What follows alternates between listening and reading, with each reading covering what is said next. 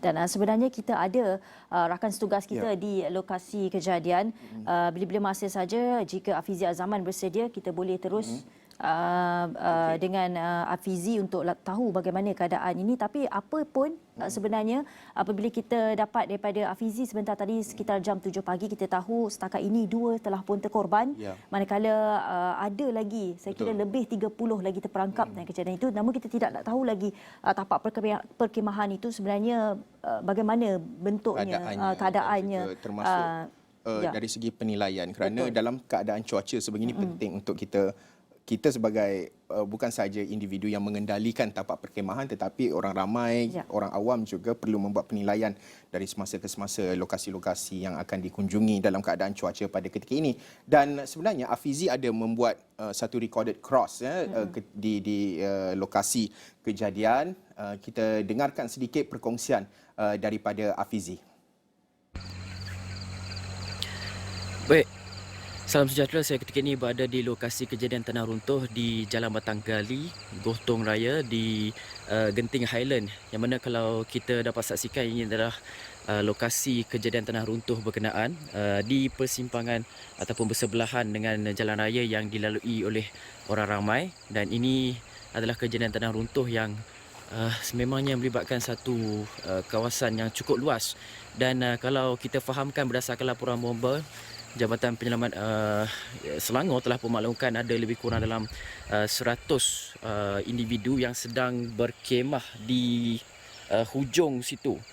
Dan anda dapat saksikan tanah runtuh itu telah pun menghempap tapak perkemahan berkenaan, dan kita anggarkan ada lebih kurang dalam 100 individu yang berada ataupun berkemah di dalam kawasan tersebut.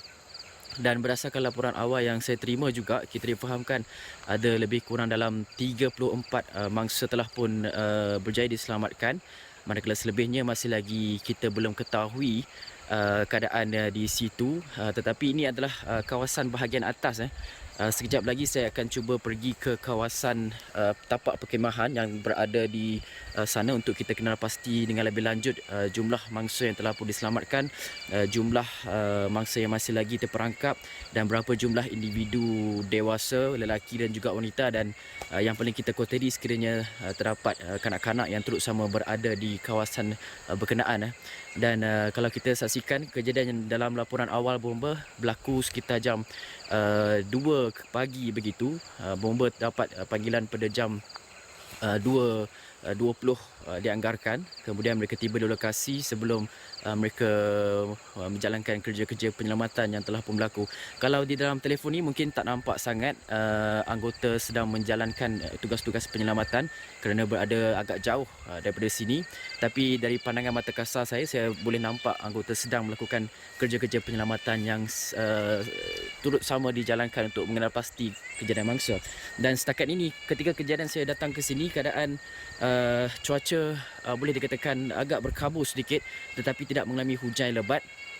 Dan kita juga difahamkan bahawa pihak polis telah pun mengaturkan beberapa sekatan untuk mengelakkan orang ramai datang ke kawasan yang ketika ini boleh dikatakan ataupun telah pun dilabel sebagai kawasan yang berisiko tinggi untuk kita lihat. Dan saya tak dibenarkan sebenarnya untuk berada di sini terlalu lama kerana anda dapat saksikan hanya beberapa kaki saja daripada saya.